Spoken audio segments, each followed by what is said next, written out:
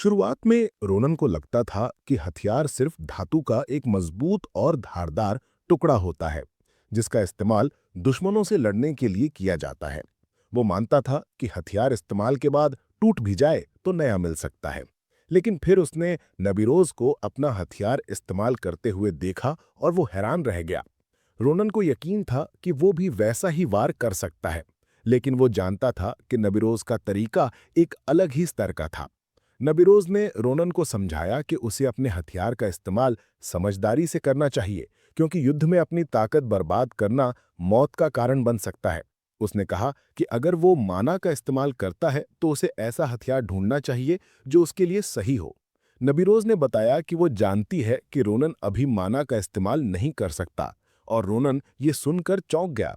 नबीरोज ने कहा कि ये कमाल की बात है कि माना के बिना भी वो इतनी ऊर्जा के साथ लड़ पाता है। उसने रोनन से कहा कि एक दिन वो माना का इस्तेमाल कर पाएगा, इसलिए उसे अपनी शक्ति को नियंत्रित करने के लिए एक सही हथियार लेना होगा। उसने रोनन को अपने क्लास में आने के लिए कहा।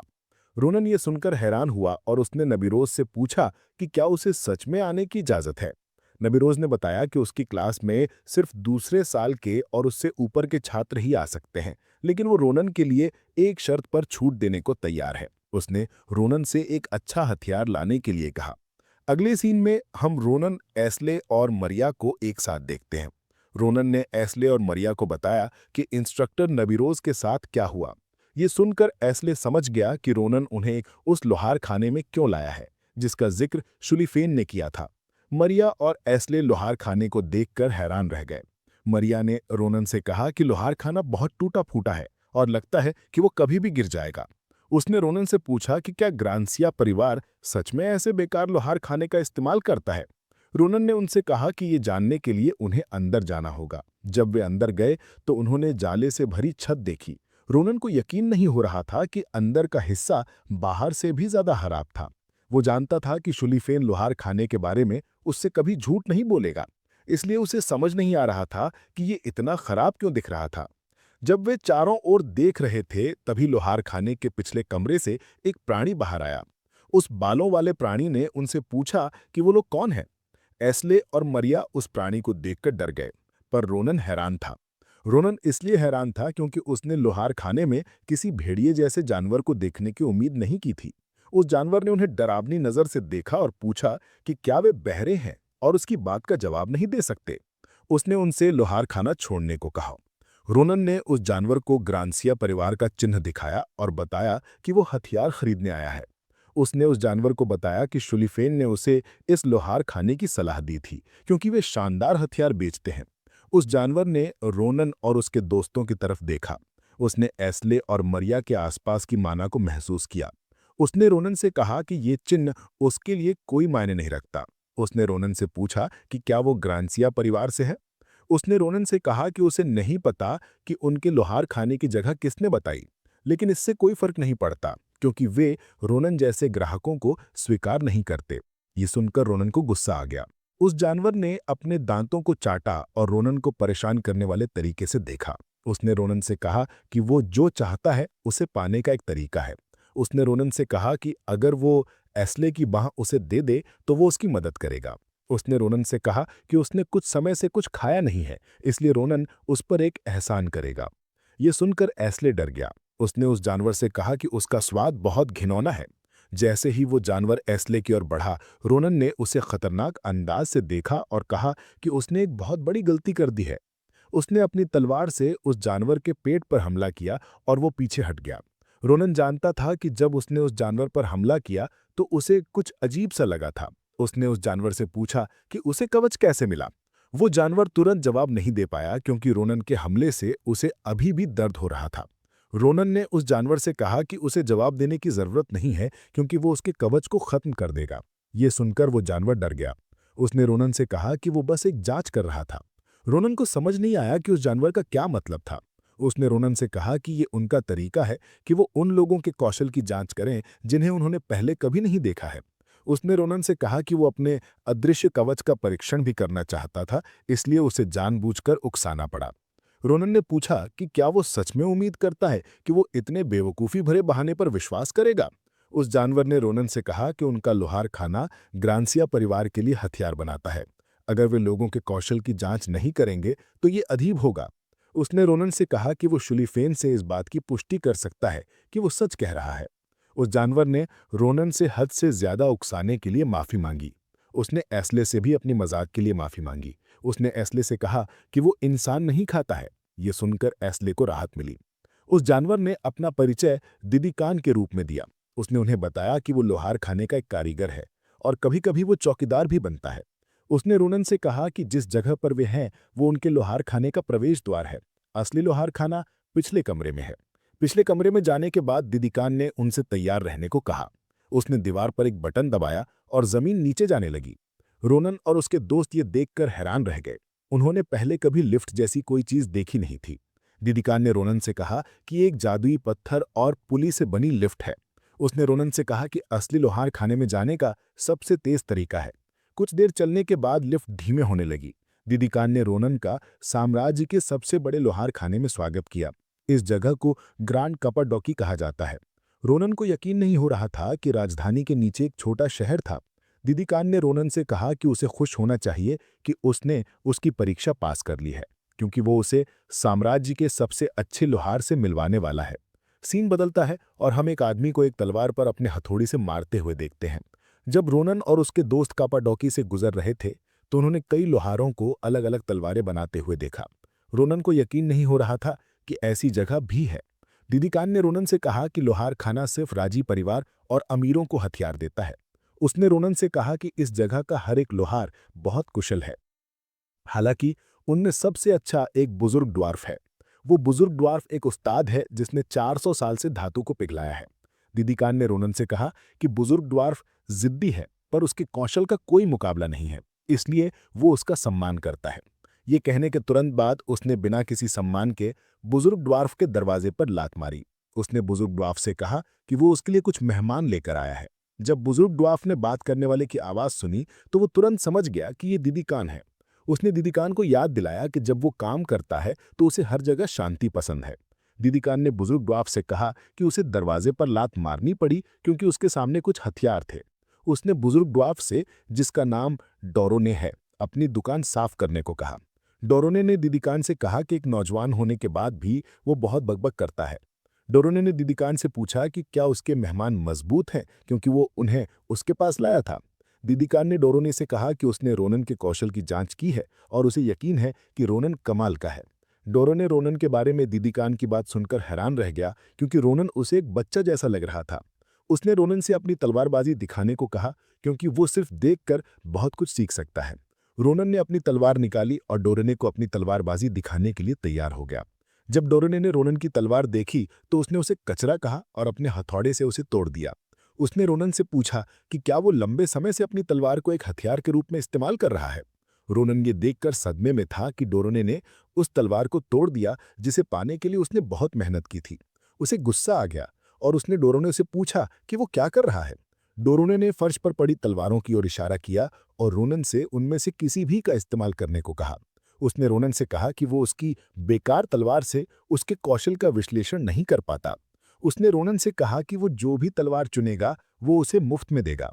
उसने रोनन को आश्वासन दिया कि वो जो भी तलवार चुनेगा वो उसकी बेकार तलवार से 100 गुना बेहतर होगी। ये सुनकर रोनन हैरान रह गया। दीदिकान ने रोनन की ओर सिर हिलाया ताकि उसे पता चले कि डोरोने सच कह रहा है। जब रोनन ने एक तलवार उठाई तो वो बता सकता था कि इस तलवार का एहसास अलग था, पर उसे यकीन नहीं था कि क्या ये उसकी तलवारबाजी के नतीजे को बदलेगा। इससे पहले कि वो रोनन अपनी तलवारबाजी दिखाता, उसने डोरोने से बताया कि अगर कुछ टूट जाता है तो ये उसकी गलती नहीं होगी। डोरोने ने रोनन से कहा कि अगर वो कुछ भी तोड़ देता है तो उसे परवाह नहीं है। उसने रोनन से कहा कि उसे सिर्फ अपनी तलवारबाजी ठीक से दिखाने पर ध्यान देना है। ये सुनकर रोनन ने नबीरोज को जिस तरह से तलवार चलाते हुए देखा था उसी तरह की तलवारबाजी दिखाने का फैसला किया। उसने अपनी जगह ली और तलवार चलाने के लिए तैयार हो गया। डोरोने ने रोनन के हाव भाव को पहचान लिया। अपनी जगह लेने के बाद रोनन ने उसी तरह से तलवार चलाई। सीन बदलता है और हम एक धमाका देखते हैं। दूसरे लोहार डरावनी आवाज सुनकर डर गए। उन्होंने देखा कि आवाज डोरोने की दुकान से आई थी। उन्होंने सोचा कि क्या उसने एक भट्टी को नष्ट कर दिया। हम वापस रोनन और उसके दोस्तों के पास जाते हैं। पता चलता है कि धमाका रोनन की तलवारबाजी से हुआ था। रोनन और डोरो ने दुकान को इतना ज्यादा खराब देखकर चौंक गए। रोनन को समझ नहीं आ रहा था कि उसने क्या किया था। उसने डोरोने से कहा कि उसका इतना ज्यादा नुकसान करने का कोई इरादा नहीं था। डोरोना ने रोनन से पूछा कि क्या वो नबीरोज का शिष्य है। ये सुनकर रोनन हैरान रह गया। उसने डोरोने से पूछा कि क्या वो नबीरोज को जानता है। डोरोने ने रोनन को बताया कि नबीरोज की तलवार उसने ही बनाई थी। ये सुनकर रोनन हैरान था।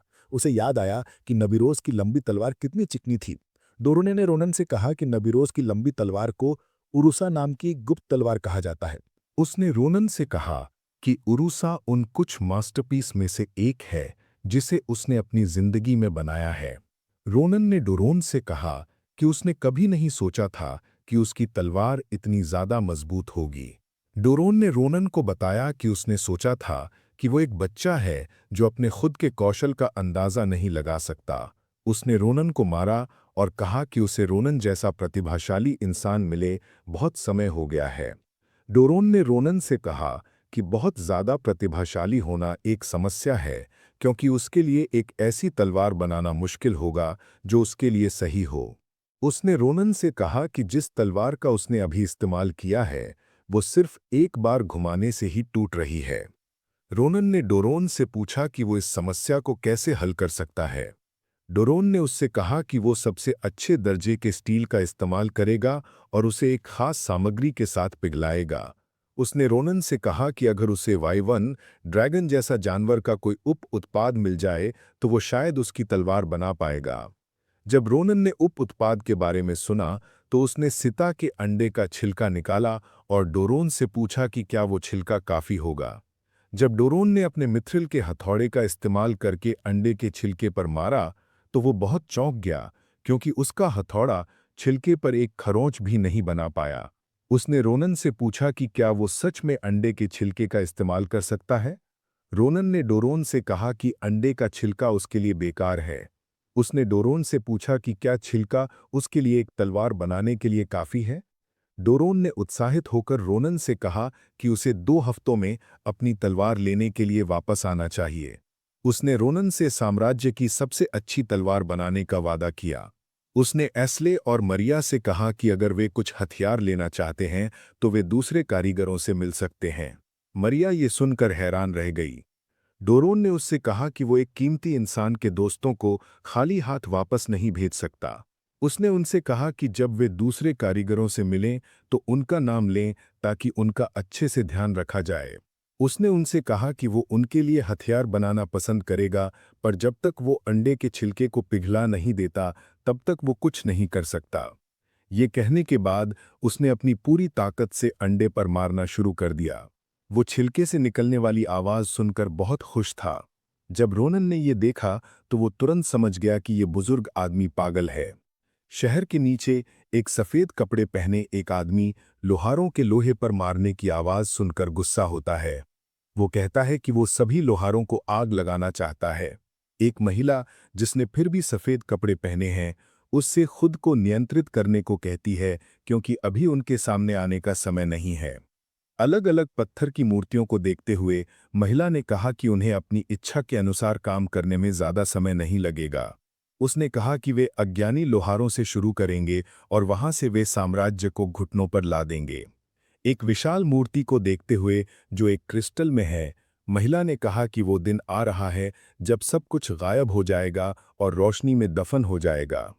कुछ दिनों बाद रोनन इस बात पर सोच रहा था कि कैसे साम्राज्य का सबसे अच्छा लोहार उसकी तलवार बनाने जा रहा है और कैसे उसके दोस्तों को दूसरे लोहारों से उनके हथियार मिल रहे हैं। रोनन जानता था कि उनके हथियारों की कीमत बहुत ज्यादा होगी, लेकिन उसे परवाह नहीं थी, क्योंकि उसे इसके लिए पैसे नहीं देने थे। उसने ग्रांसिया परिवार के चिन्ह का इस्तेमाल करके भुगतान किया था। रोनन को बस एक ही दिक्कत थी कि उसकी तलवार को पूरा होने में थोड़ा समय लगेगा। वो सोच रहा था कि वो अपना समय कैसे बिताएगा। एस्ले और मरिया दोनों की कक्षाएं थीं, इसलिए उसके पास बात करने के लिए कोई नहीं था।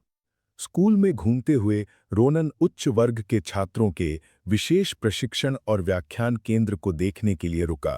इस केंद्र को गैलन बिल्डिंग कहा जाता है। रोनन को याद आया कि प्रशिक्षक नबीरोज भी यहीं अपनी कक्षाएं लेती थीं। नबीरोज ने रोनन से कहा था कि जब उसके पास एक असली हथियार हो तो वो उसकी क्लास में आए।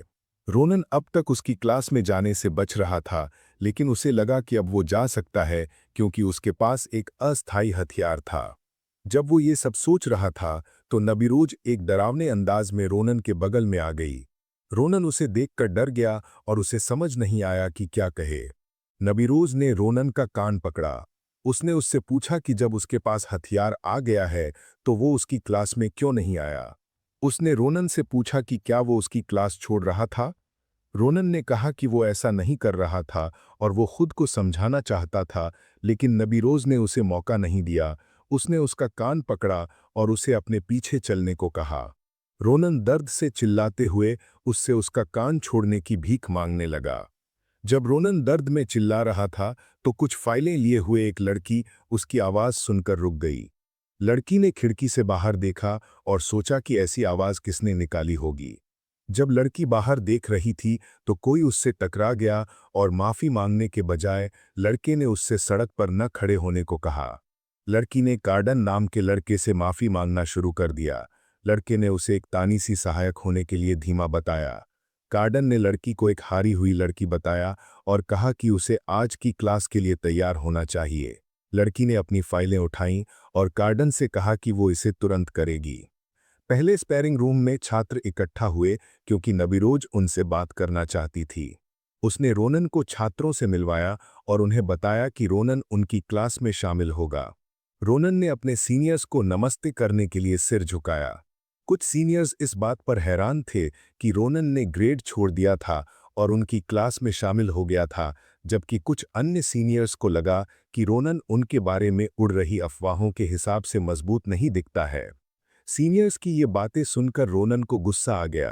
वो खुश भी था कि उसने कुछ सीनियर्स को पहचान लिया। वो शेरिलेन को भी क्लास में देखकर दुखी था। जब रोनन सीनियर्स को देख रहा था तो टीचर की सहायक हॉल में आई। उसने क्लास में देरी से आने के लिए नबीरोज से माफी मांगी। रोनन उसकी आवाज सुनकर हैरान हो गया। उसे पता था कि उसने ये आवाज पहले सुनी है। लड़की नबीरोज के पास भागी और उससे पूछा कि क्या वो सच में लेट हो गई है। नबीरोज ने लड़की से सांस लेने और चिंता न करने को कहा। नबीरोज ने लड़की से रोनन से अपना परिचय देने को कहा क्योंकि उसे शिक्षक की सहायक को जानना जरूरी था।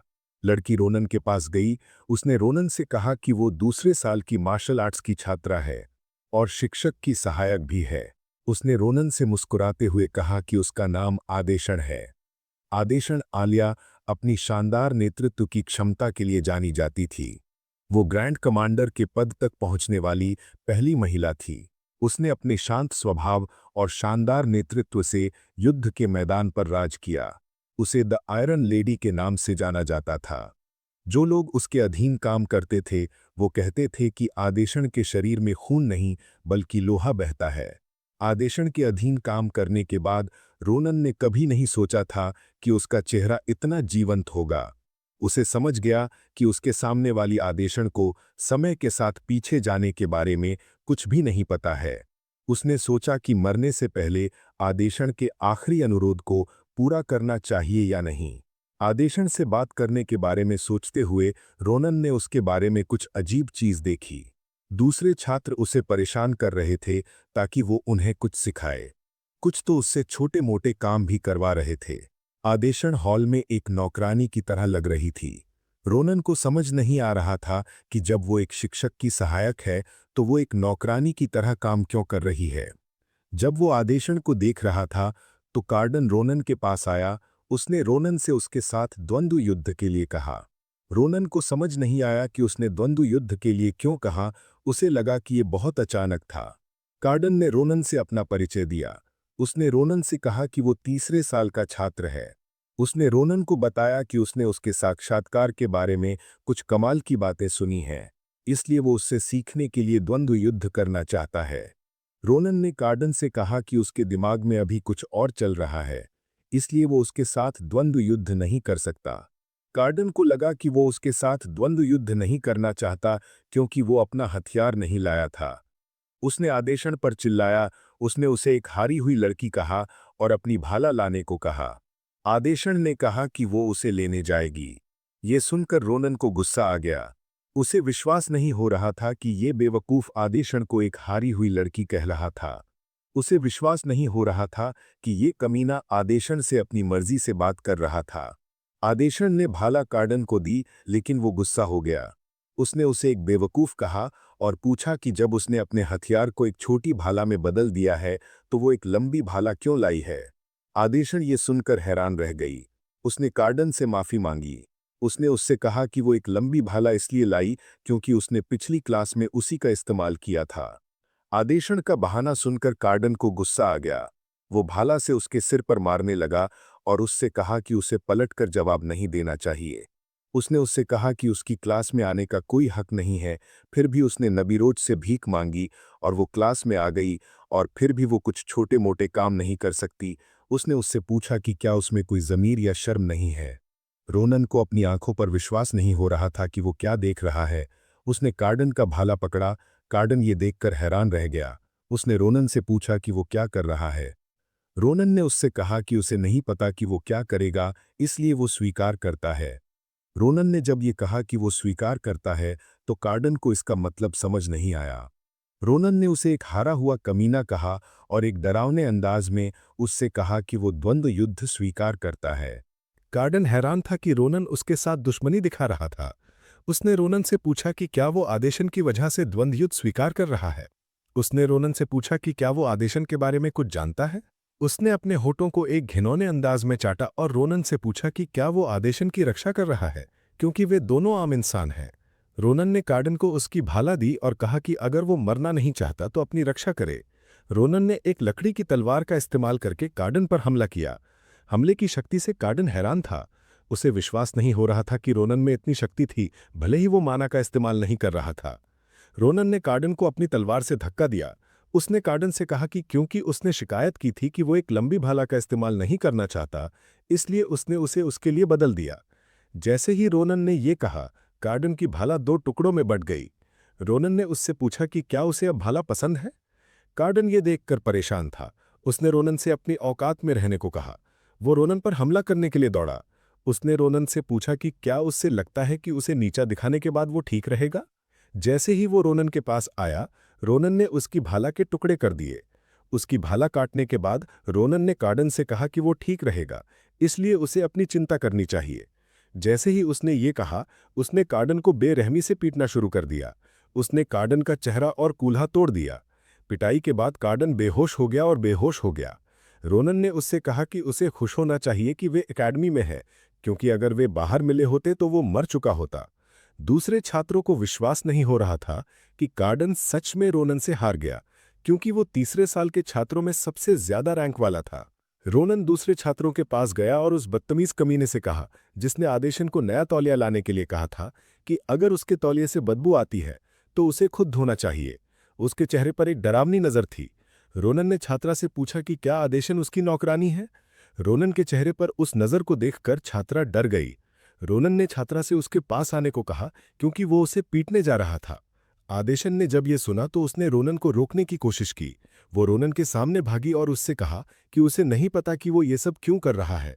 उसने रोनन को आश्वासन दिया कि वो ठीक है। रोनन ने उससे एक तरफ हटने को कहा। उसने उससे कहा कि जब उसे नीचा दिखाया जा रहा है, खासकर इन बेवकूफ़ों द्वारा, तो वो खुद को रोक नहीं सकता। रोनन का मानना था कि साम्राज्य में किसी को भी आदेशन के साथ भेदभाव और दुर्व्यवहार करने की इजाज़त नहीं होनी चाहिए।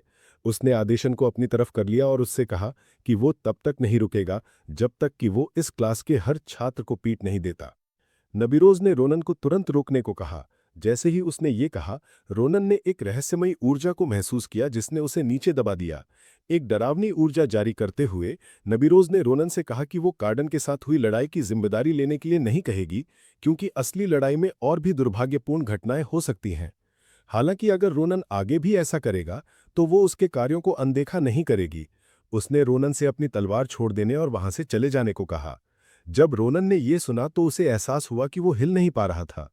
उसने नबीरोज को देखने के लिए पीछे देखा, लेकिन जो उसने देखा वो एक विशाल सांप था जो उसे निगलने के लिए तैयार था। रोनन अभूतपूर्व स्वॉर्डसेंट की आभा देखकर हैरान था। नबीरोज ने रोनन से कहा कि वो जो करना चाहता है उसे द्वंद्व युद्ध नहीं माना जा सकता।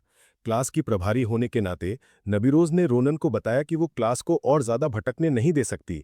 रोनन ने नबीरोज से कहा कि उसे पता होगा कि उसकी सहायक किन चीजों से गुजर रही थी और फिर भी उसने मदद करने के लिए कुछ नहीं किया। नबीरोज ने रोनन से कहा कि ये एक ऐसी समस्या है जिसमें वो शामिल नहीं है। उसने रोनन को बताया कि ये उसकी आखिरी चेतावनी होगी। उसने उसे रुकने को कहा। रोनन ने उससे कहा कि इससे कोई फर्क नहीं पड़ता कि वो अभूतपूर्व स्वॉट सेंट है। उसने उससे यहां से जाने को कहा। यह सुनकर नबीरोज उदास हो गई। उसने रोनन पर ग्रीविंग स्नेक नाम के कौशल से हमला किया। रोनन इस हमले को देखकर डर गया। सीन बदलता है और हम रोनन को ग्रैंड कमांडर आदेशन के साथ अतीत में देखते हैं। रोनन को याद आया कि उसने आदेशन से पूछा था कि जब सभी ने कमांडर के पद से इनकार कर दिया था तो उसने स्वेच्छा से ये पद क्यों लिया था। आदेशन ने रोनन से कहा कि एक दिन वो समझेगा कि कुछ चीजें ऐसी होती हैं जिन्हें आप किसी और को करने के लिए मजबूर नहीं कर सकते, क्योंकि वो आपका भाग्य होता है। रोनन हमेशा सोचता था कि आदेशन ये कहते समय क्या सोच रही थी। उसे उत्सुकता थी कि वो अकेले अपने कंधों पर किस तरह का बोझ उठा रही थी। रोनन को आदेशन के आखिरी मल याद आए। उसे याद आया कि वो उससे कह रही थी कि वो अपना बोझ किसी और पर डालने के लिए ईमानदारी से माफी चाहती है। उसने रोनन से कहा कि वो उसे उसके पाप के लिए माफ न करे। इस याद को देखने के बाद रोनन उठा और चिल्लाया। उसने चारों तरफ देखा और पाया कि वो एक बिस्तर पर था। किसी ने उससे पूछा कि उसे क्या हुआ था। उस व्यक्ति ने उससे पूछा कि क्या उसे कोई बुरा सपना आया था। रोनन ये सुनकर हैरान था कि यह सवाल पूछने वाला कोई और नहीं बल्कि आदेशन थी। दोस्तों, हम अपने वीडियो के अंत में आ गए हैं। अगर आप लोग इस वीडियो का 8वां भाग चाहते हैं तो हमें कमेंट सेक्शन में बताएं।